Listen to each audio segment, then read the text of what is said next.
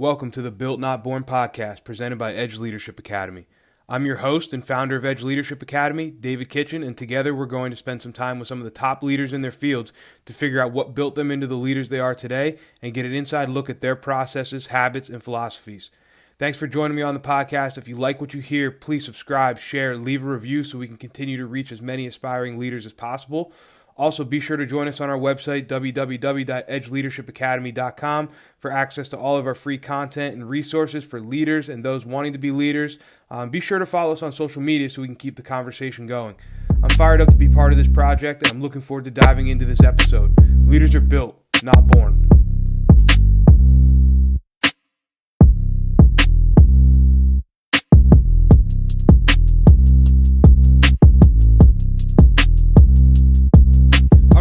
Welcome back to another episode of the Built Not Born podcast. As always, I'm your host, David Kitchen, and today we are joined by a very special guest, man. We've been trying to get this episode together for a minute now. Overcome and adapt, that's what we do. We're fired up to bring this to you, man. I'm here with a CEO, an author, a leadership coach, a mindset coach.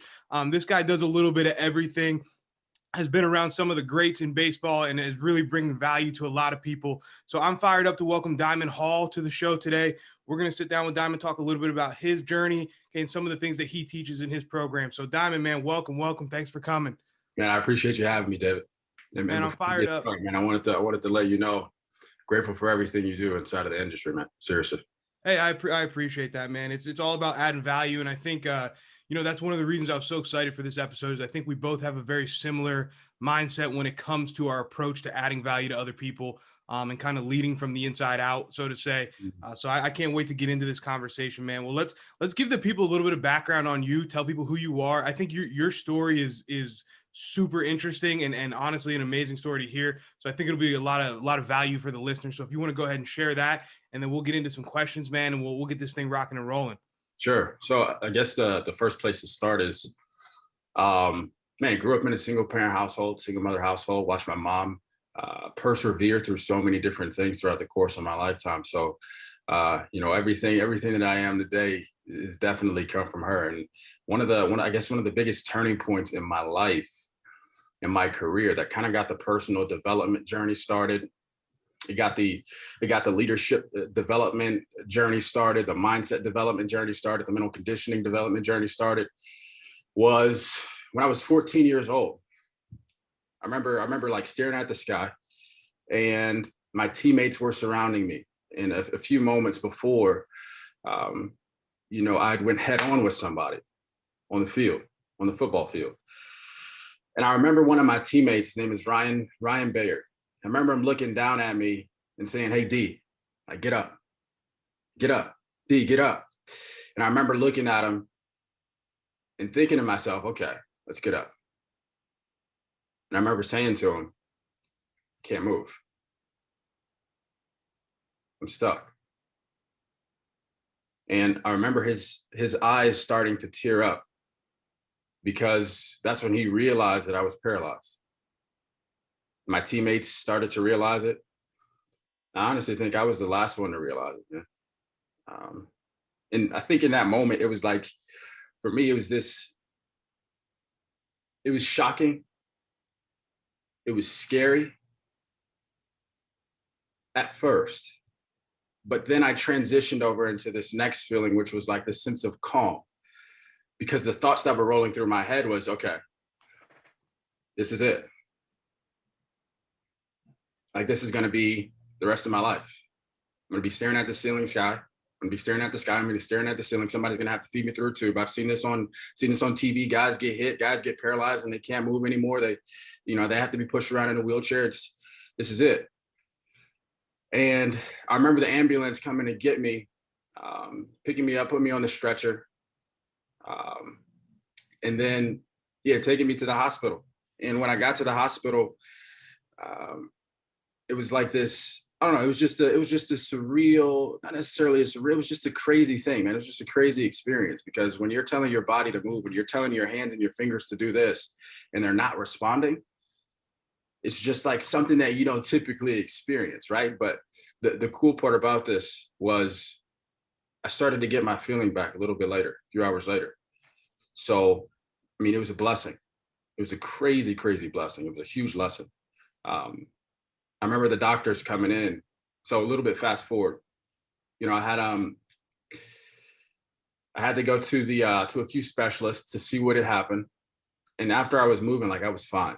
But when I went to the specialist, we did all these scans, we did the MRI, did everything. You know, we looked at everything. And I remember being in the office with my mom, the doctor coming in and being like, Diamyn, I got good news and I got bad news for you. Good news is you're walking. Good news is you can move. Bad news is I'm not going to be able to clear you to play the game of football anymore.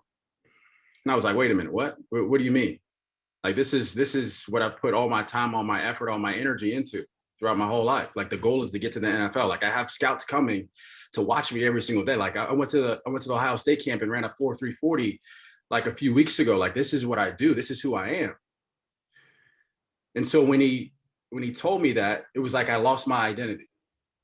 Because if you would have talked to that version of Diamyn, he would have told you, I am a football player. You know? 100%. And that's who I was. So when that was taken away from me, it was like this, it was like I was floating, right? It was just crazy because I had never had to experience anything like that before. And I was one of the top running backs in the country, you know, scouts coming from all over, getting 3-4 touchdowns a game. It was just a crazy thing. But the lesson that I had taken from that, and I remember my mom having a conversation with me. She talked about, she talked about keeping things in perspective and how everything happens for a reason and how we have to extract lessons from everything that we experience. And so for me, it was like this 2 to 3 week time period where I was like searching for this lesson. Like what was the lesson that was coming from this? And for me, I was taking my body for granted that whole time. That whole time I was playing, all 14 years of my life, I was taking my body for granted. And so in that moment is when I kind of shifted that into becoming grateful for my body and started becoming more humble, in more, I'd say a transition into the realm of being a little bit wise, because the experience just put me in a position that most people don't usually get to, have the opportunity, right, to experience. And for me, from that point on, I focused on being grateful for everything that I have, especially my body, especially this thing we take for granted every day. We get up, our heart beats on its own, our brain works on its own, our fingers do whatever we want them to do when we tell them to do it, right? So for me, that was the biggest lesson. And then that was also a time period where the self-education game kind of started too. So after I had figured out, okay, that was the lesson that I extracted from this. Now the question was, what am I going to do? The question was, who am I and what am I going to do? So I had to figure out who I was, but I had already figured out, like, okay, here's what I'm going to do. I'm going to pick up the game of basketball. Not pick up the game of basketball, but I'm going to continue playing the game of basketball. I'm going to get to the NBA just like I was supposed to get to the NFL. This is what we're going to do. So I put all my time, all my effort, all my energy into basketball. 1 year later, same thing happened. I was driving in the lane, got tripped up, went head on with somebody, temporarily paralyzed. I knew what the process was going to look like. Went to the doctor, said, Diamyn, I got good news, I got bad news for you. Good news, you're walking, you're moving. It's supposed to be permanent. Bad news, you can't play the game of basketball anymore. It's like, okay. Same thing happened again. This time around, I didn't tie my identity to it though. So the next step for me was like, okay, now what am I going to do? Because I've got all these talents, I've got all these gifts. Now I'm going to step into the game of baseball. I'm going to pick up the game of baseball. Never played the game of baseball before. So here's going to be the next journey. I'm going to give everything that I have inside of this journey. And so that was where this phase of figuring out how important the mental side of the game was, because with basketball and football, like you have this time, you have so much, so much time to recover. Like you have a play and then you can recover. You have a good play, you can recover. You have a bad play, you can recover. Same thing with basketball, transitioning back and forth. But baseball was a little bit of a different game. And so when I started playing baseball and started playing this catch-up game, I was like behind. I was way behind. I was bigger. I was faster. I was stronger than everybody. I was putting in more hours in the cage. I was putting in more hours in the weight room, everywhere. But I still wasn't getting the same results that everybody else was getting, because it was more so of a mindset and a skill game. So for me, I was blessed to have an awesome teammate who, his grandpa actually gifted him the book called Heads Up Baseball by Dr. Ken Ravizza and Dr. Tom Hansen. And I remember him giving it to me and saying, "Hey, D, you got to read this. Like, if you read this, it's going to change the game for you." So that book right there was the start of everything. And by the way, Dr. Tom Hansen, he's the awesome person who wrote the foreword to the Hitter's Black Book. So, and I never even thought that was going to be a thing until, a few years ago. But yeah, that kind of got the personal development journey started. And from there, the bookshelf just grew, man. And I was focused on leadership from that point on, how I could become the best version of myself, how I could give to other people, how I could grow myself when it came to the mental side of the game. And with the mental side of the game, for me, all the way up until JUCO to the D1 level, even afterwards, it was always about how can I take these concepts that I was learning inside of these books that I was reading and that I was studying, and then apply them to my game. After I applied them to my game, saw what worked and what didn't work, have the opportunity to share them with my teammates. Then I'd have the opportunity to share them with the coaching staff, and we could implement them as a team with what we had at that moment in time. So that was the coolest part for when it came to that journey, and when it came to the personal development and the mental conditioning journey. So fast forward after I finished up the career, let's see, reconnected with Jeff Mercer, who was recruiting me when I was in high school for baseball. And, we had a conversation, and he was like, "D, I want to do something that's never been done before in Division I baseball history. I know you're huge on the mental side of the game. When I was recruiting you, when I was at Western Kentucky, you were huge on the mental side of the game. You were studying. I saw you reading before books like Brian Cain books, like mental conditioning books, and then applying them to your game. Like, I want to start doing that here. We've already got a little bit of a foundation with it.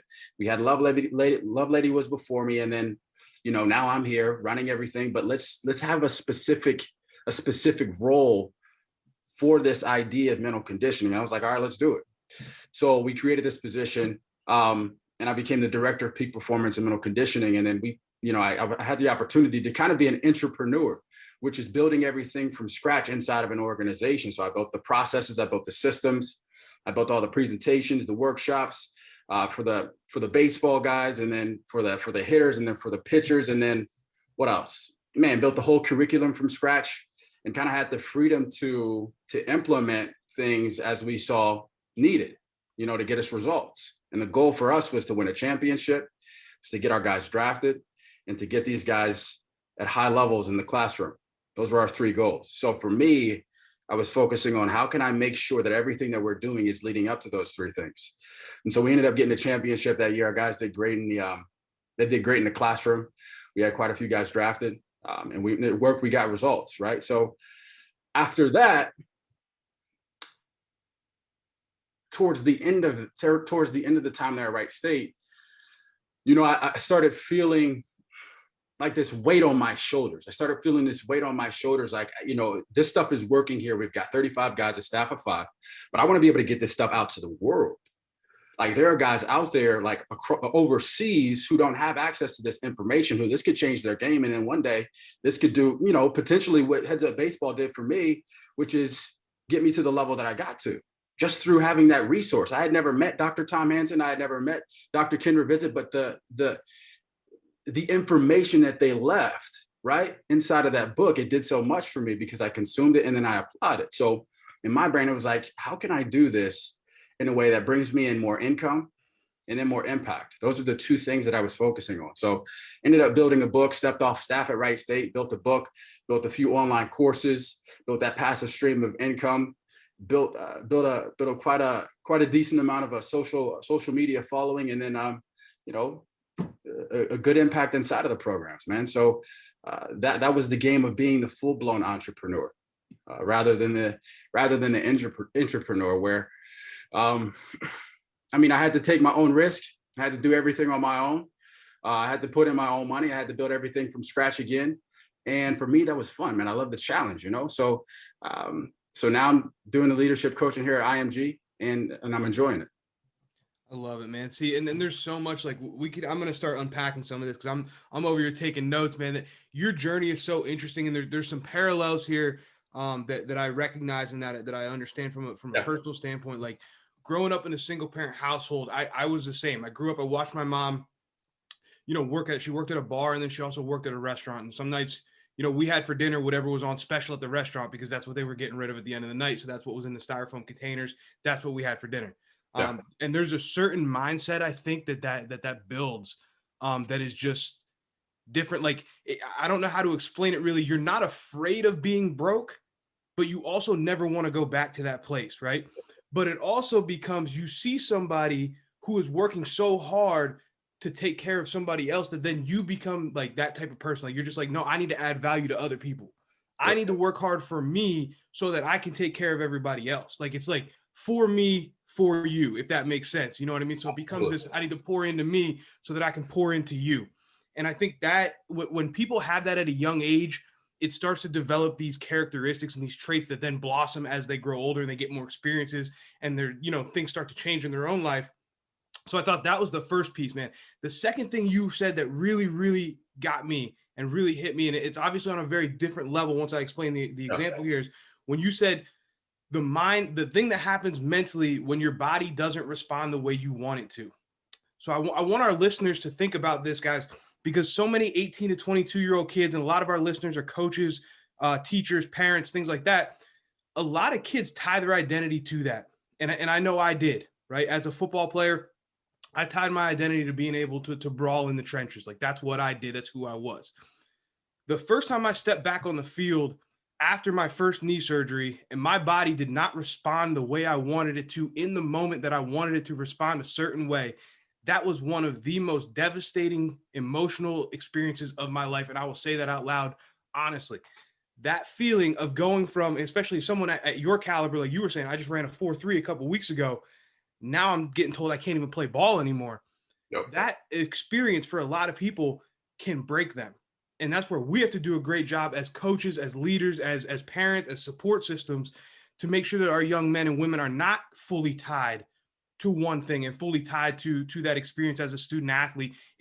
Listen, it's invaluable. Okay. The things that you learn on the football field, on the baseball field, basketball court, they will build your life. Absolutely. But you have to have a life to build, right? Yep. You have to have something outside of it as well. So that hit me, man. And then moving on to this next point, dude, like I said, I got like bullet points here because you were just dropping gems in there.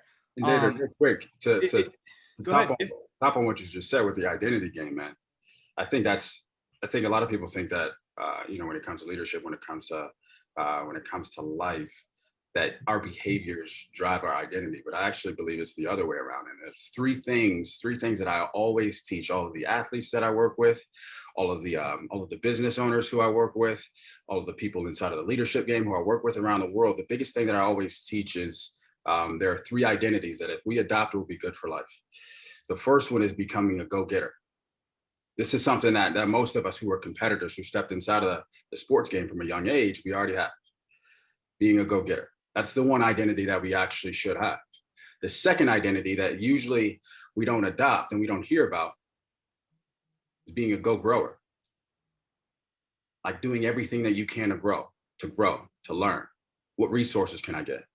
How can I make sure that this happens? How can I make sure that this happens? But then the third identity that we must adopt as leaders is becoming go-givers, which is the biggest thing that most people miss. Is some people never even adopt this identity throughout the course of their lifetime. But in my mind, from what I've learned, not only through my experience, but through doing a lot of different training, a lot of different workshops, a lot of different keynotes with so many different people with so many different backgrounds. Those are the three identities of some of the highest performers in the world. And when we can adopt those, and we can look at ourselves and say, I am a go-grower. I am a go-getter, and being okay with being a go-getter.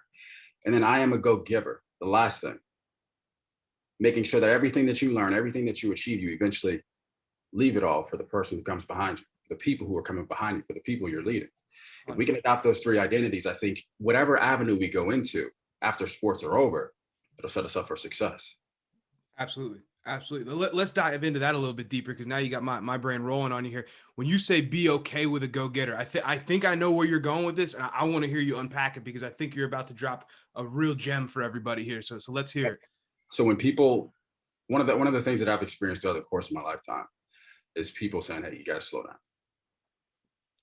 You got to slow down. You're doing too much. You got to slow down. You're doing really good. You got to slow down. And being an achiever naturally and through experiences, I think sometimes it gets demonized. And when it does, it's just interesting because of the group of people who demonize achievers, right? And it's like not realizing that they can actually become an achiever as well. And being an achiever is not a bad thing. For me, I've had a few experiences. People always ask me about like burnout, like what does that look like? Is that a thing?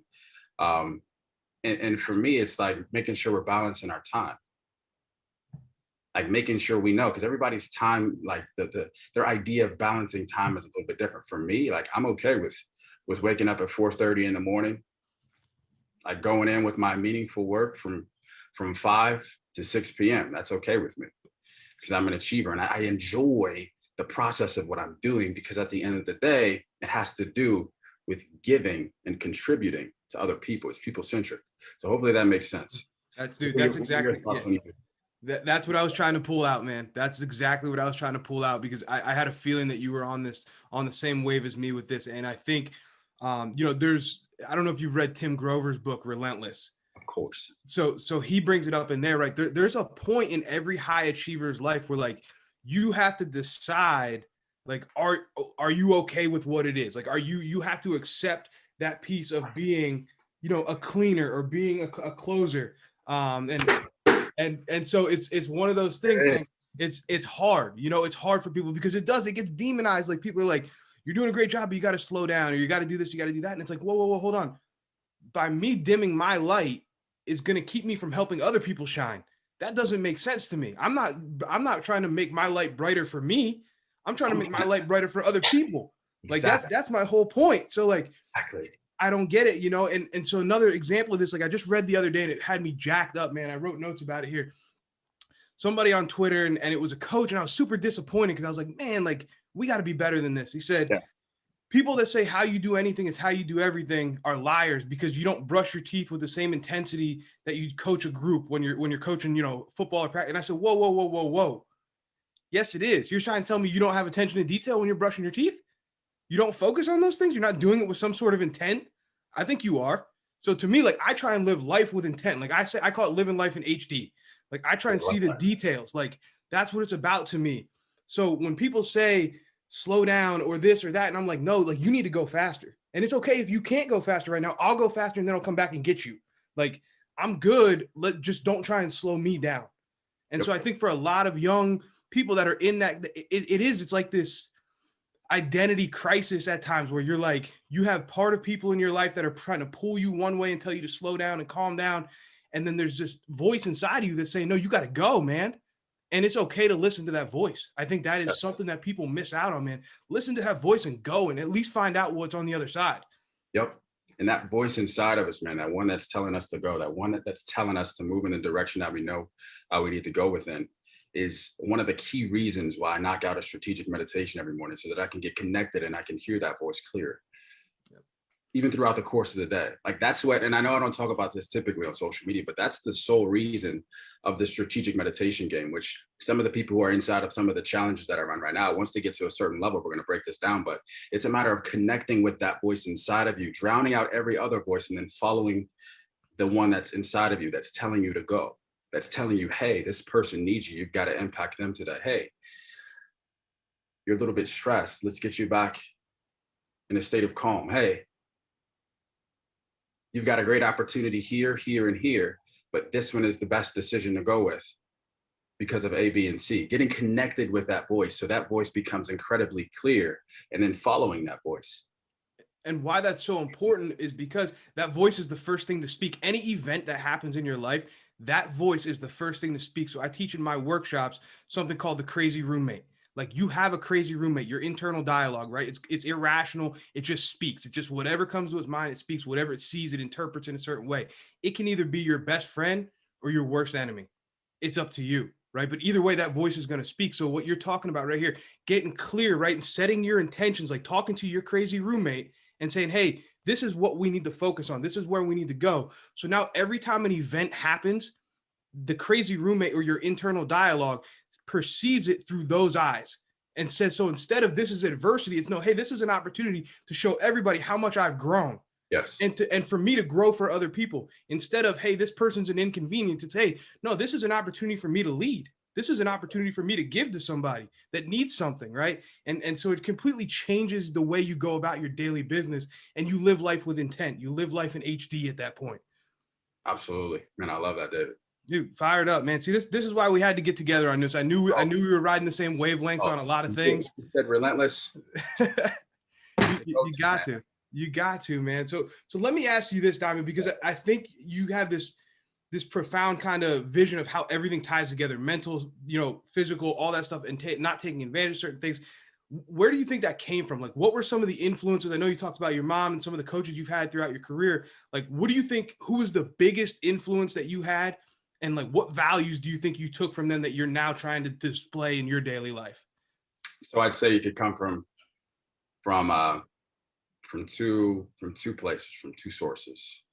The first source would be the books and the self-education that I dove into, and all of those authors and the keys and tools that they left behind. Right, bookshelf is huge, but the most important source that I'd say had an incredible influence on my life and still does is definitely my mom, man.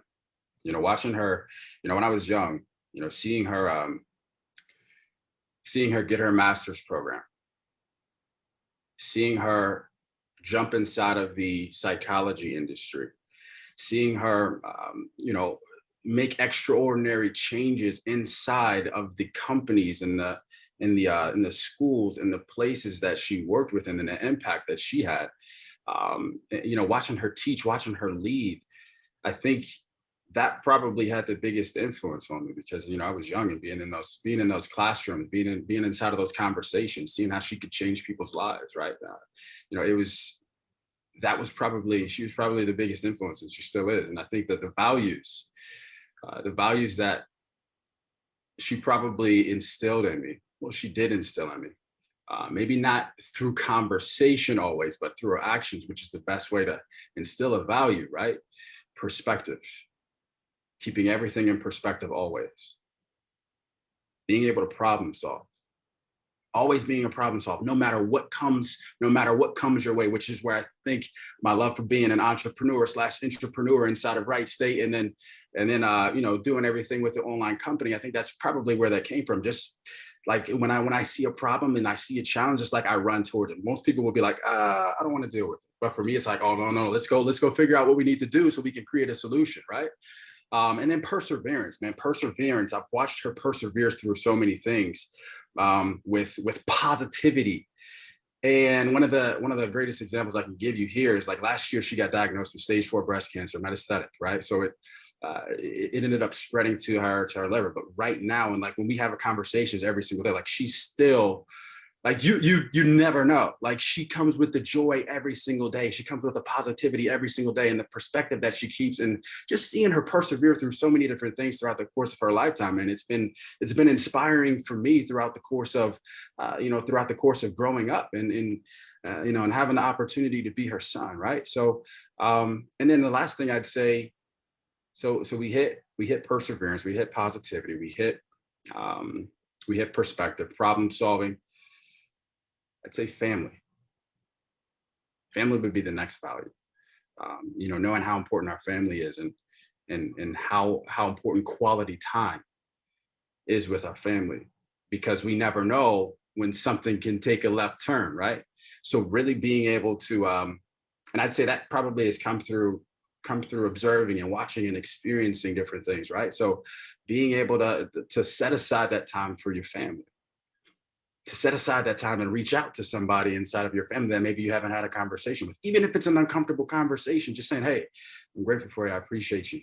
I honor you. Everything that we've been through together. You know what I mean? Like just being able to do that, whether it's with your kids, whether it's with your wife, whether it's with your husband, whether it's with your daughter, whether it's with your son, whether it's with your mom, whether it's with your dad, whether it's with a sister, whether it's with a brother. Just being able to intentionally do that, because that's easy to forget inside of the game of being an achiever, right? So for me, that's something that I always set aside as much as possible. And it grounds you, like those types of values, like they ground you. It's my grandmother just turned 80 when we went, and this was another thing for me that was a wake up call that you just kind of hit it for me. I went to brunch. Well, first her birthday was on Wednesday. I cleared my schedule. I went and had lunch with her. 80th birthday. I'm like, this is what's important to me right now. This is where I need to be. Absolutely. And then on Saturday she had a brunch, and I showed up to the brunch, and she hugged me, and she kind of whispered in my ear, and she said, thank you for being here. I know you're busy. And I mean, dude, it was like somebody punched me in the gut. Like I was like, bro, I'm like in my mind, I was like, I'm never too busy for my family. You know what I mean? And then I was like, oh wait, maybe I haven't been acting right. Maybe I do need to be grounded a little bit more in what I'm doing. Because for me, when I got out of strength and conditioning at the college level, one of the primary reasons, aside from following this vision and this mission of building Edge Leadership Academy, was to be more present for my family, because I hadn't been there. And so now here I am a year later, I've got multiple businesses going, and I'm doing these different things. And to hear that from my grandmother at 80 years old, I was like, man, like, that ain't it. Like that's not it. You know what I mean? So in those moments you get grounded. And so I think for you, it's the same thing. It sounds like every time you pick up the phone, you hear the joy in your mom's voice. It's like, how can I have a bad day? You know what I mean? Like, who am I to think that, like, how arrogant is that for me to try and have a bad day right now when this person is spreading joy to me with a smile on her face? Like, you can't do it. You know what I mean? And so I love that stuff, man. I love hearing from other people that have those values that ground them. I think those are things that are irreplaceable in life. Absolutely. I couldn't agree with you more, man. Dude, I appreciate you sharing that stuff, man. Let's shift gears just a little bit here. I want to get into some of the stuff that you do with your leadership coaching, because I think it's Absolutely. unique stuff that needs to be shared, and I think our listeners will really enjoy it. So one of the things that, when I was doing my background on you and talking to you over the past couple of weeks before we led up to this episode, was you talked so much about utilizing that meditation, right? We talked about that a little bit earlier.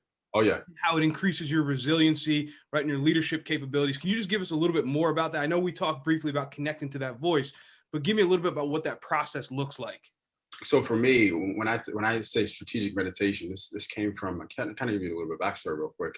Man, a few years ago, I was at the phase of testing it out and seeing, how it worked. I wouldn't say a few years. This is probably like 7-8 years ago. Been through quite a few different phases with mindfulness and meditation. But there came a time when I remember asking myself and wanting more from meditation, from mindfulness. So I started doing a bunch of research, started reaching out to different meditation experts, picking their brain, getting on the phone with them, getting a lot of different advice. And for me, it was how can I become the best version of myself all the time? Like, how can I show up as the best version of myself? Not only in the mornings, not only in the middle of the day, but then at the end of the day, not only when I'm inside of a meeting, but before a meeting and after a meeting, right? Like every single thing that you can think of. Like, I just wanted to be able to strategically use meditation to become the best version of myself based on the need at that time. So what I did was I started off with strategic meditation in the morning, just making sure I get connected, I get clear, I get intentional with what the day's going to look like. 5-10 minutes. That was where I started. Let me get consistent with this. Let me get persistent with this. Let me do this every single day and see the results that I experienced. And the results were crazy, man. The results were more confidence, more clarity, more consistency, more conviction, right? More connection, not only with myself, but then with other people. There was a time where I remember having conversations with people where they'd be like, Diamyn, I appreciate you for being so present with me right now. Thank you for listening. Thank you for giving me this advice. Thank you for being here and being present with me right now. And that's when I knew it was like working. And so after that, I went into the second phase of the strategic meditation game, which is using it throughout the course of the day consistently based on what's going on. So when I'm stressed, I dump those balls of stress inside of those strategic meditation practices, right? Inside of those mindfulness practices, so that way I don't keep that throughout the course of the day. The problem is that most people, they'll experience stress throughout. Let's say they experience stress at 11 a.m. Some form of stress, whether it's from a conversation, whether it's from a meeting.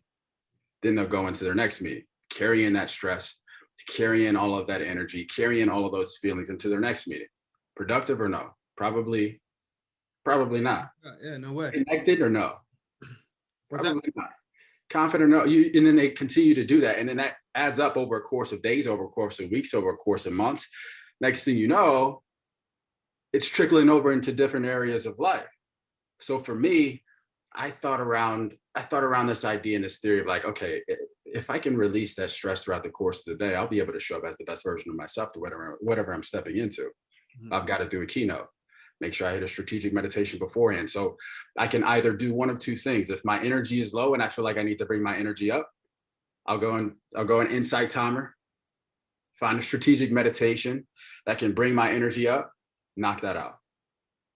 Now I'm ready to go inside of the keynote. Or if the energy is too high and I want to bring that arousal level down, find a strategic meditation for being more calm, for calming the mind, for bringing myself from 10 to 6. So it's really being in tune with what's going on inside of you so that you can strategically show up as the best version of yourself. Definitely. And I think, utilizing the way you utilize it is different because it's funny because it's almost the way that I'm headed, but it's not quite where I'm at. I think that's the next evolution of where I need to go with it, but I love it. And I think the idea of compound, like, so in strength and conditioning, there's this idea of chronic workload, right? So it's like tonnage over time, what's the workload over the course of a day, a week, a month for an athlete? Yeah. And we try and manage it, right? We call it workload management. It's just like in the NBA when they're sitting guys. Yep. We don't manage our stress well. Okay. And especially leaders, especially people in positions of power and in positions of influence, we don't manage our stress level. We almost wear it like a badge of honor. Like it's this thing like we got the world on our shoulders. And I'm like, hold on a minute. No. If we can manage it, we can be better for the people that we're trying to influence and the people that we're trying to lead. And so it just makes sense to me. Now, the way you're talking about it is another evolution of it that I think anybody out there who's going to sit here and tell me, like, because this is the number one thing I get when people ask me what's something I can do that can increase, my productivity or can increase this or increase that. And a lot of times my answer is meditation. Yep. And admittedly, listen, I'm not perfect. There's times where I don't meditate. There's times where I miss it, right? I'm not perfect. But what I hear from people is I don't have time. Now I can tell you this, every time I've missed a meditation in my life, it's not because I didn't have time. It's because I didn't prioritize it. It's because I did something else slipped, right? And so to hear you talk about these little, like almost like super intentional sessions of like just focused practice, like intentional, mindful practice, 5 to 10 minutes, move on. You can't tell me you don't have 5 to 10 minutes. You just can't, you'll never convince me of that. And it's interesting that you say that, dude. The ROI of hitting your strategic meditation throughout the course of the day, after a meeting, before keynote, before workshop, after workshop, before you have a conversation, after you have a difficult conversation, after you have a confrontation, after you have a conflict, whatever it may be. Like the ROI is the decision-making process that's going to get you to where you want to go faster, better, smoother, and more efficient, more effective. The ROI when it comes to strategic meditation is, my goodness, it's tremendous. You're And clear. so I think for me, it comes down to commitment, man. It comes down to finding people who are committed to becoming the best versions of themselves and saying, hey, if you want to be able to get to where you're going a little bit faster, do what you want to do a little bit better, do what you want to do, maybe a little bit more efficient and effective, and stay connected with yourself throughout the whole time. Stay more present and stay connected with other people and be able to lead yourself and lead other people and make some of the most clear decisions that you've ever made in your life. Strategic meditation is what you want to start off with. Love it. Love that. Love that. So let me ask you this, man. How can people start to do that? Like if somebody's sitting here right now and they're like, yo, I want that stuff. How can they do a better job taking responsibility for their lives? Like what are some tips, tricks? And there's no hacks to this stuff, but what are some things that they can do? I'd say the number one thing that they could do is jump inside of one of my strategic meditation challenges, man, in social media. On Instagram, there are hundreds of people who tag me every day who are inside of the strategic meditation challenges that I run. I run a 21-day challenge. These are all free, by the way. 21-day challenge, a 42-day or die challenge, a 65 to rise challenge. And then once you get there, you get the rest of the journey and the next steps. But I think first is just starting off with being committed and jumping inside of the game. So for me, it's interesting. Sometimes people say, Diamyn, why are you posting your strategic meditation every day? Kind of like you went to earlier, it's not for me. Like I'm going to do it regardless every day for the rest of my life. It's for you. So that I can show you over the course of time, not only that I'm doing it consistently, but then, hey, This teacher over here, she's doing it consistently. This mom over here, she's doing it consistently. This CEO over here, he's doing it consistently. This guy over here in the tech industry who just built two seven-figure businesses, I think. Yeah, 2 7-figure businesses. He's doing it consistently. He's inside of the journey. This high-level athlete over here, this guy who's in high school, he's over here doing it inside of the challenge as well. Like, it's to show, and it's to essentially say, hey, come on, you got this. Like, you've got to jump inside of this game. If you want more clarity, if you want more certainty, if you want more confidence, if you want your decision making to go from here to here, you're going to have to jump inside of the game. And when you do, you're going to experience life at a level that you've never experienced it before. Like, your clarity and your perspective is going to shift. And so for me, it's like posting that every single day. Typically people are like, Diamyn, is that for you? Does that make, like, is that to grow your social? Like, no, it's to genuinely show people, like, hey, if you're around the world, if you're around the country and you're not in person with me, you don't get to feel this energy and electricity every day. Here's the best way to do it. And then you're going to be like, it's so interesting because some of the people inside of the challenges that I run, like, they shoot me messages saying, hey, like, I just got 2 or 3 people after doing this for 23 days. Like, they just asked me about it. What do I do? Bring them inside of the challenge. And the reason why that happens is because they posted it consistently. And so this is where it comes to innovation. And when it comes to how we look at social media can be used as a great thing to help people's lives in so many different ways. It's just a matter of strategically and intentionally using it that way. You know what I mean? Yeah. So I think that could probably be the first best step, is jumping inside of one of those challenges and then getting consistent with posting it every day, because that creates that social accountability, that social media accountability that really exists. Yeah. And then what other people also find is that when they post it, like, that's a form of accountability. And then they're holding other people accountable as they bring more people in. It's such a cool thing, man. And it's finding a community. I think that's ultimately, like, that's what I think is so cool about people that are putting things like this out, is like, okay, we have individuals that are sitting here because there's people that want to be great. I said this, I just tweeted it the other day, and I truly believe this, like, to my core.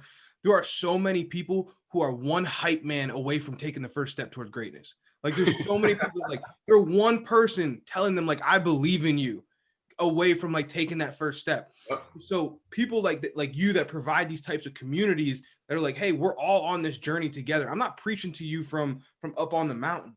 Like, I'm walking through the valley with you. I'm just a couple steps ahead. I'm shining my flashlight back for you so that you can follow. Like, that's all this is. And I think when you get around people like that, like-minded people, it becomes addicting. And then you're like, I don't ever want to go back to what it was before then. You know what I mean? Things that we should be addicted to, right? Yeah, exactly. Those positive experiences, those vibrations, man.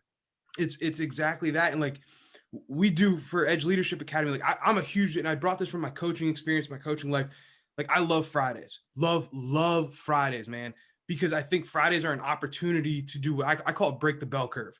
Like, Fridays are an opportunity to get so far ahead of people and create distance, because everyone checks out on Friday. Like, it's just what they do.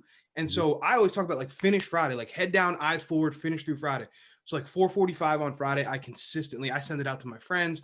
I put it on social media, whatever, like, yo, this is your weekly reminder. It's 4:45. Don't close that laptop. Make one more call. If you're an athlete, go stretch, go do some mobility. I love it. More meal in. Okay. Do one more thing, because if you do it, you're 52 days ahead of everybody else. If you do it for a year consistently every Friday. But what's happened is exactly what you're talking about. A community has started to grow.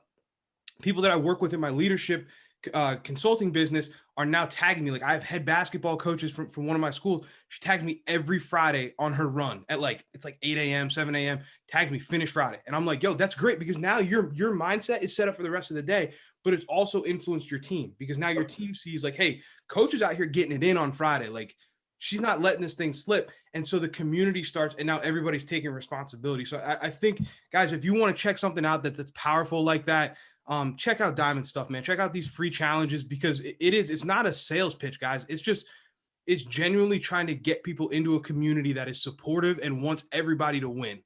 Like, that's the cool thing about people. And I think there's a skeptical, and this is me on a soapbox a little bit, but I think there's this like skeptical and cynical kind of view of the world sometimes, where we're like, nah, nobody gives anything for free anymore. Like, no, there genuinely are people that want people to win. Man. Yep. It's that simple. And it's interesting too, because that's one of the things that most people do struggle with. It's like, well, why is he doing this for free? Like, he charges thousands of dollars with all of these other, like, why is he doing this for free? And it's because essentially, for me, my purpose is to give. Like, my purpose is to impact people's lives, not just in a positive way, but give them the resources, give them the weapons, give them the tools, and get their skin in the game, get their feet wet inside of the pool, so that they can stop looking from in the outside in the stands of the arena, and finally get inside of the field and know what it's like and feel what it's like to be inside of the game, man. And so for me, whenever I do these free challenges, it's like, uh, the ROI on those are, hey, this is changing my life. This is changing my relationship with my kids. This is changing my relationship with my spouse. This is allowing me to become more connected. This is allowing me to make better decisions when I go to work every day, Right. that I wouldn't have made before. Like, that's the ROI. 100%. 100%. So let's push this issue out there too, because I think let's keep growing off of this community aspect and this getting skin in the game. Like, it's going to happen. It's unavoidable that when you put skin in the game, there's going to be times where you trip and fall. We are human. We Yep. make mistakes. We fall off the wagon. Like I just said earlier, like there's days where I miss my meditations. It happens. There's days, listen, since I started these businesses, there's days where I miss a workout. I hate it, but it happens. It happens. I'll be the first to admit it. Now, what happens when you miss one, right? So let's talk about course correction. Let's talk about U-turns. Let's talk about getting back on the path. Like, how do you measure your processes? Like, how do you look at your process? Because I think this is something that's always interesting about leaders and high performers. We all have like an audit system for our processes. Like, I know for me, like I call them discipline alarms. Like, there's certain things that I'm like, if 2 or 3 of these things happen, like I know I'm slipping. So I gotta squeeze. So what's kind of your process for measuring your outputs from your inputs and doing that kind of thing? Like, what do you look at when you audit yourself? So do we want to start with so I heard 2 questions there. Number one, the question around what to do when we don't hit that workout, when we don't hit that strategic meditation. And the second question I heard was, what did you just say? How do you audit yourself? Like, how do you audit your outputs and your inputs? The course correction process. Yep. So I'll start with the first one. So for me, how I live my lifestyle, and I'll kind of give you a backstory here. I got to a point in my life where, I kind of saw things from 4 different categories. Like, there are 4 different categories of life that are never going to go away. Number 1 is your mind. Number 2 is your body. Number 3 are your relationships, people, whether it be with your spouse, whether it be with your kids. And then number 4, our career and our businesses. So with those 4 categories in mind, for me, it's always, how can I make sure I'm on top of each one of those? And typically, I remember, typically you have people who are like 2-dimensional, right? Who have their relationships, they're really, really good. And then their mind is on point, but then their body is out of shape. And then their career is not where they actually want it to be. Or you have 1-dimensional people who have an incredible body, but then their relationships are not where they need to be. Their career, their business isn't where it needs to be, and then their mind isn't where it needs to be. For me, I got to a point where I was like, I want to be a 4-dimensional man. I want to be a 4-dimensional leader. How do I do that? And for me, it came down to, I'd say, 8 keystone habits every single morning, inside of the hour that I spend connecting with myself, so that I can set myself up for success throughout the course of the day. Number 1, inside of my mind, making sure I'm hitting my strategic meditation, so that I can get connected with myself, so I can get connected with that voice. I can get clear on what the intentions are for the course of the day. And then I immediately go to my strategic journaling process. What am I excited about today? What's going to put a smile on my face? What am I grateful for this morning? Not just the general stuff, but what am I really, really grateful for right now? Is it my heartbeat? Is it my subconscious mind? Is it my eyeballs? Like, sometimes we forget that our eyeballs are something to be grateful for, right? Like, so those are the 2 things inside of my mind that I make sure that I do. Inside of my body, it's the fitness game and then the fuel game. So you got your mind, and then you've got your body. Okay. Inside of your body, there's 2 subcategories. This one, fitness. This one, fuel.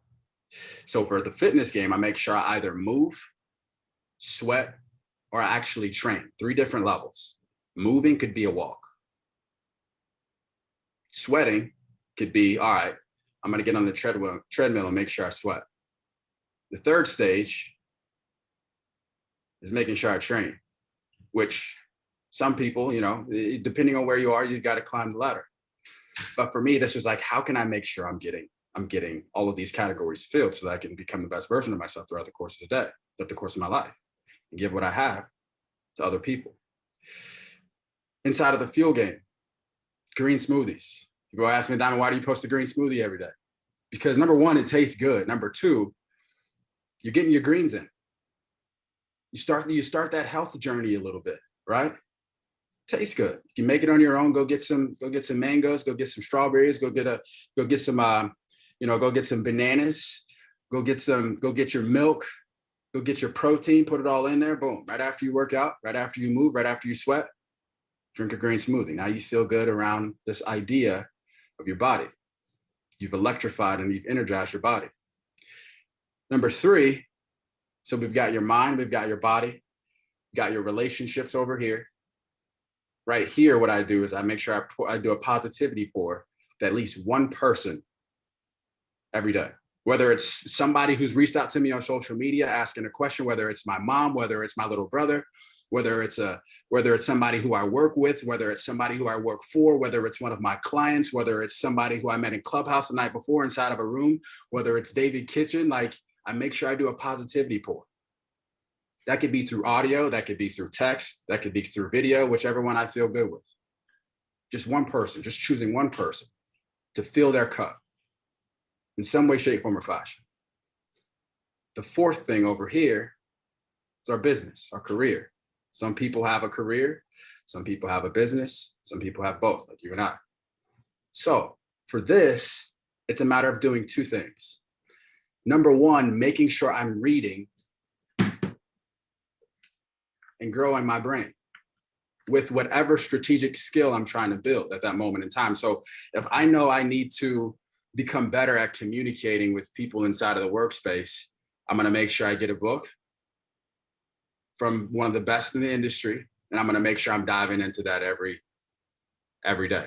When I find something that works, when I find something that sticks out to me, when I find that thing that says, oh, I went through all of this and my game went up. Nobody else has a chance. I'm the best to ever do this. That resonates. This is what I do after that resonates. Throw it over there, and that's what I have for the day. You know what I mean? That's what's going to fuel me throughout the day. That's the theme for the day. And then the last thing inside of that category is being able to teach, being able to give, being able to train in some way, shape, form, or fashion, because we're always coaching, we're always training, we're always leading in some way, shape, form, or fashion. So making sure that's an intentional game too, whether it's telling somebody, hey, I remember you came over and you asked me this the other day about how to do this, this, and this. Here's the answer. Here's how this works. And I know it sounds like a lot, but for me, I've gotten it to a place where it's this 2-hour time block where it absolutely electrifies me. And like, there's this like, it just electrifies me and sets me on fire for the day, man. And then people are like, it's like 6 o'clock in the afternoon. And people are like, Diamyn, how are you still on fire right now? It's because I made sure not only did I fill my cup is overflowing after that 2 hours. So let me say this, man. It's because I think you just like illustrated a point that I make all the time. Like I say, like life is a game of momentum. Like it is absolutely a game of momentum. So what you just explained there, like, yeah, it's an hour, it's 2 hours. So it's somewhere between 60 and 120 minutes in the morning, right? But imagine each minute building momentum. So like you don't crescendo, you don't peak until 7 o'clock at night usually, because your day just keeps like, it doesn't matter. Little setbacks don't bother you because you have such a lead built. Like you wake up and you build such a strong momentum that life is playing from behind. You're not playing from behind. You're playing with a lead. Life is playing from behind. And so every little thing that happens, like we'll use a football analogy here. You come out of the locker room with a 21-0 lead. You know what I mean? So the rest of your day, like okay, life picks up a first down. And by that, maybe you spill a coffee. All right, cool. Well, that's a first down. For somebody else, that would have been a 60-yard touchdown. Now it's, you know what I mean? They're down 7-0 starting their day. And it's like for people that can, if you can own your morning and own your momentum, that's exactly it, man. I love that. I love that thought process. I love that early momentum, because it's a snowball, man. If you can get it going, you get in a good spot. And it's, people don't realize either, it's not about landing the knockout shot at 6 a.m. Like everyone's like, I got to wake up and I got to win my day at 6 a.m. No, you just got to set your day up to be a win. You know what I'm saying? You don't have to land a not like boxers don't come out. Every punch is not meant to be a knockout punch. You know what I'm saying? Like they come out like it's just building momentum. It's building momentum. Let me move. Okay, boom, there's my opportunity. Now here comes the big one. And sometimes people aren't capable of taking that big shot. So for example, I had a huge thing come across my desk last night, 6:00 p.m. It was my last call of the day. Big time. If I didn't set my day up to still have energy left at 6:00, I would have fumbled that opportunity. 100%. And I think that happens to so many people because they don't build momentum throughout their day. Couldn't agree with you more, man. The morning game, it's huge. For those who are listening right now, there's a resource called it's a book. It's called the 5 a.m. Club. Now, it doesn't necessarily mean you have to wake up at 5 a.m. For me, I've made that commitment, but it took a while to get there. But it's the idea of the approach to take as soon as we wake up, which ties into some of the things that I just shared with you. Absolutely, man. So let me ask you this, because I want to be aware of your time here. I don't want to take up your whole morning. I could sit here and talk with you all day. I know, man. But let's talk a little bit about podcast. I know it, man. I know it. Let's talk a little bit about what you got going with IMG and some of the stuff you've done at Wright State, because I think this is super interesting as well. So when you're dealing at IMG, like you're dealing with some of the cream of the crop, like best of the best when it comes to athletes, when it comes to academics, those types of things. Like, what challenges do you see young leaders face when they are that athletically gifted? You know what I'm saying? So like when you're gifted athletically, what challenges, if there's any difference, than a typical athlete would face, or student athlete? So I can't dive into like the super specifics of the challenges some of our guys face, just because I'm not at liberty to share. No, absolutely. Share the details, but I can tell you this in the general sense. From my experience, what I've learned is, and not just at IMG, but also at Wright State, also working with business owners, also working with people around the world in different industries, whether it be financial advisors, real estate brokers, CEOs, COOs, directors, managers, leaders. The challenges are always the same across the board when it comes to leadership, from what I've found. The questions are always the same. It's just they're just at a different level inside of maybe a different industry, right? So, how to explain this?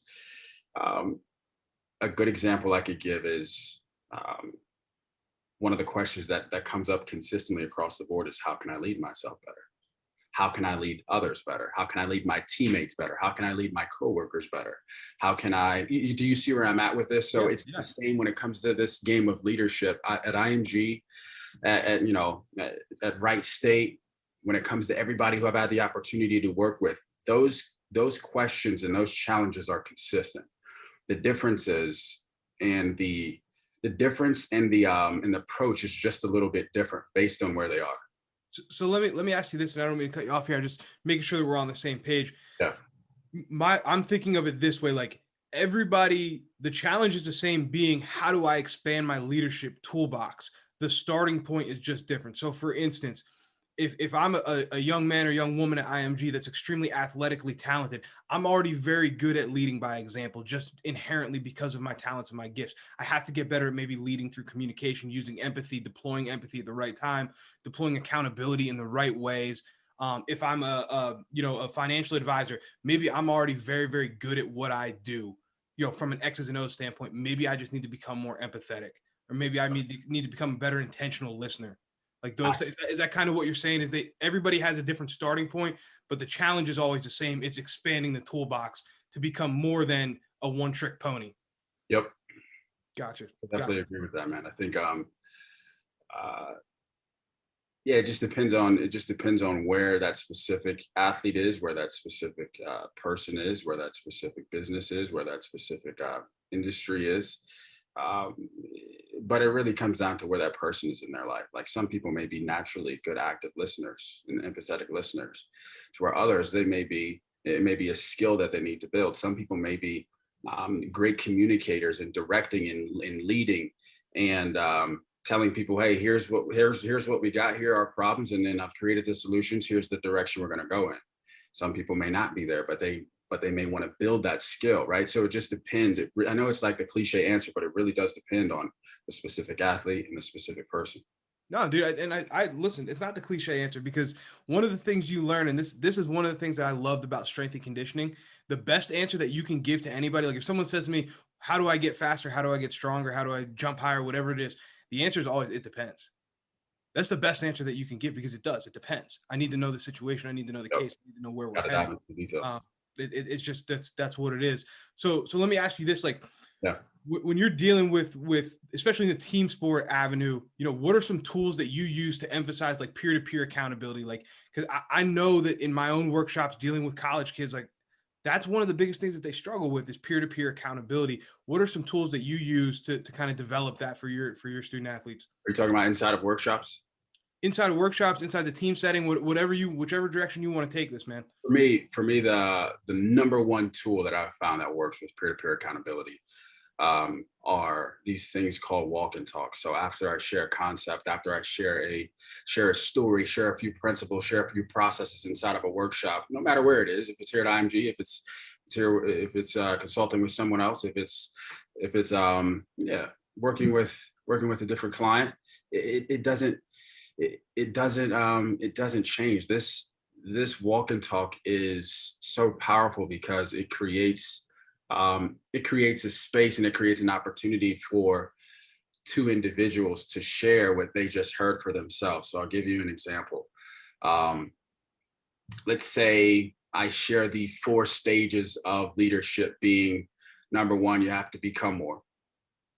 You have to commit to becoming more. Number 2, you have to commit to doing more. Number 3, you have to commit to giving more. And then number 4, I share that as well. After that, what I typically do is I say, hey, what are you hearing for you right now based on where you are? Now let's partner up. Everybody grab a partner. And we're going to do a walk and talk where partner number 1, is going to share with partner number 2 what he's hearing right now based on this experience. And then partner number 2 is going to share with partner number 1 what he's hearing right now from this experience. And that creates such an amazing accountability tool, such an amazing communication tool, such an amazing connection tool that is invaluable, man. Yeah, and I think you're hitting on multiple things right there that are needed for the ability to give critical feedback down the road, and that's shared experience over time. That's what trust is. Shared experiences over time. Okay, there's an empathetic avenue to it, because you're hearing somebody and you're intentionally listening to their point of view immediately before you share your own. You know what I'm saying? Like before you're influenced by the outside world and all the noise and who you think you should be and all this different stuff, you're able to just share your experiences for a second. Yep. And not only that, you're in a safe space. And I hate that, I hate that word. I hate safe space. I hate saying that. But safe space in the sense that both parties know that they can share their experience without the thought of it being weaponized against them, without that threat. Do you know what I'm saying? Like a lot of times I find that, especially in younger kids, all the way up to adults, I shouldn't just say younger kids. I've dealt with business owners that I hear this from. Like they're afraid to share their experiences because they're so afraid of it being weaponized against them. And then you never get the truth out of anyone. So how can you hold someone accountable if the truth isn't even on the table? Like vulnerability game. Yeah, dude, you can create an environment where a high achiever can come in and be vulnerable and share their experiences. Not only is it valuable for them, but then it's valuable for everybody else who's a high achiever inside of that same room, because then it gives them the one thing I always say is being able to give yourself permission to go, being able to give yourself permission to share. But when maybe that resistance is there and you see somebody else who you know pretty well, but maybe not at that deep of a level, and they share something vulnerable that, from their perspective and from their experiences, that ignites that fire inside of that next man to be able to do the same. Absolutely. Absolutely. 100%. It's And vulnerability is contagious, man. it really is, man. And I also run this I run this clubhouse room every Thursday where we have business owners from so many different industries, and leaders from so many different industries. And that's the consistent thing that I find when it comes to the feedback. Like, Diamyn, thanks for creating this environment. And these are like high level achievers, like people who are on a level that you and I like we're reaching towards. I'm talking about people who've done millions of dollars in sales, people who have impacted literally millions of people's lives in a positive way, people who have who've built incredible businesses, people who are working inside of businesses and who are leading many people for a people-centric mission, right? Like, creating these spaces, the biggest thing that I continue to hear over and over and over again is, Diamyn, thanks for creating this space so that we can be vulnerable and we can share not only what we're going through, not only what we're experiencing from like what's going wrong, but also the things that we found that actually have allowed us to become who we are, right? And for me, like that's the most fulfilling thing in the world, man. When you can create an environment and host an environment like that, it's really purposeful. It no 100%. And people ask me like, what was the coolest thing about being a strength coach? Like, what was the cool, you coach at Division I, like you did all this stuff. Like, what was the coolest thing? And I'm like, dude, it was the atmosphere. It was the energy in the room. It was the atmosphere that I was able to create. And the opportunities that I saw for young men and young women to step outside their comfort zone, maybe fail, but maybe not. You know what I mean? And for them to get into that mentality and switch from what if to what if I don't? Like what if I don't take this chance? What if I don't do this? What if I don't share? Like that's the mentality that I want people around me to create and to have. And that's what you're talking about too, like sharing that vulnerability. Yep. I love that, man. Love that. That's the biggest key to it. When you can share your story, man, it creates when you can share your story, it sometimes opens up an opportunity for other people to share theirs and empowers them to share theirs. And otherwise, who maybe wouldn't have if you wouldn't have shared yours. So I couldn't agree with you more, man. Same thing with the environment creation as well.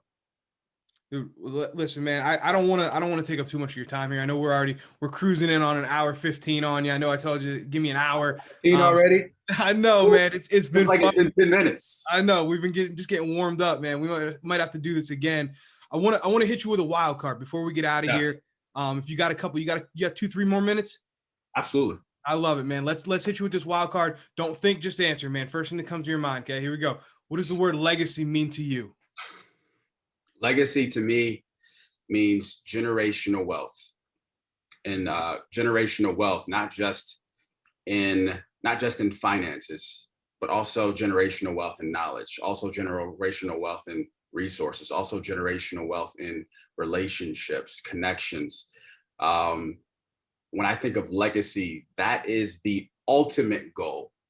When I talk about the people who I'm impacting, people typically think about the day-to-day impact. But the long game plan for me is being able to not only impact while I'm here, but leave impact for my kids. Leave those generational wealth keys and tools and weapons for them, my grandkids, like the whole game. So I've thought about this so many different times, but generational wealth for sure. I love it, man. Change the narrative. That's what that's what it's all about. That's what it's all about. And I can't thank you enough for your time, man. This has been unbelievable, guys. If you get the time, please, this is one you got to listen to twice to get everything. Cause I'm telling you right now, I got a ton of notes here, and I know I'm going to have to go back and go through this a few more times to unpack everything that was shared. Diamyn, I'm going to give you these last 2 minutes here. Whatever you want to plug, anything you got going on, where people can find you on social media, all that stuff, man, get it out there. Mike is yours. 2 minutes. Close us out. Diamyn Hall. Appreciate you a ton. Appreciate you too, David. Appreciate you having me today too, man. So for everybody who's listening right now and who've listened to this podcast, I'd say definitely let's echo David. And you're probably going to have to go back and listen to this 2-3 times. I'd challenge you to take some notes and to find one thing that you can implement inside of your life within the next 24 hours. As far as social media goes, across all platforms, it's Diamyn Hall. So Diamyn. Now, when you jump on the Instagram, go to the Instagram stories, and you'll be able to see every day we put up the strategic meditation game inside of Insight Timer. My challenge to everybody here today is to jump inside of that challenge. If you're listening, I think that's the best place that you can get started. If you've been struggling with jumping inside of the strategic meditation game, or meditation or mindfulness in general, the best thing that you can do is join a community of people who are going to support you throughout the process and hold you accountable throughout the process and give you good information throughout the process as well, to how you can become the best version of yourself, so that you can lead yourself at an incredible level and lead other people at an incredible level as well. Love it. Thanks so much, Diamyn, man. We'll get you out of here on that note. I appreciate everything you've done for us. Appreciate you being part of the family. You are now part of the Edge Leadership Academy family, built, not born. That's what we're about. So, guys, for anyone out there listening, man, this was another phenomenal episode, and the opportunity to learn and grow with this guy is something that you guys don't want to pass on. I mean, we dove down the rabbit hole, everything from being raised by single parents and some of the traumatic experiences that are actually growth experiences, right? And being able to shift that perspective and grow up the way we should, and grow into the leaders and people that we want to be, and more importantly, the people that we needed at a younger age. So please, guys, take advantage of this opportunity to grow, opportunity to learn, man. There's U-turn tricks in here, how to course correct, how to be more, intentional with the way you live your life, all types of tips and tricks, and we'll get all that stuff in the show notes for you. But as always, okay, leaders are built, not born, and we'll catch you next time.